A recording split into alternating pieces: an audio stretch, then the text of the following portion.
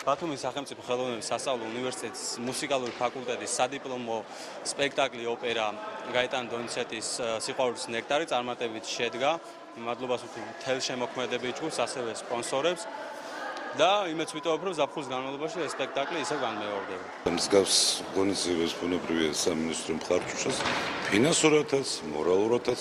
მაშინ მონაწილეობენ ხელოვნების უნივერსიტეტის წარმომადგენლები სხვადასხვა დონეზე.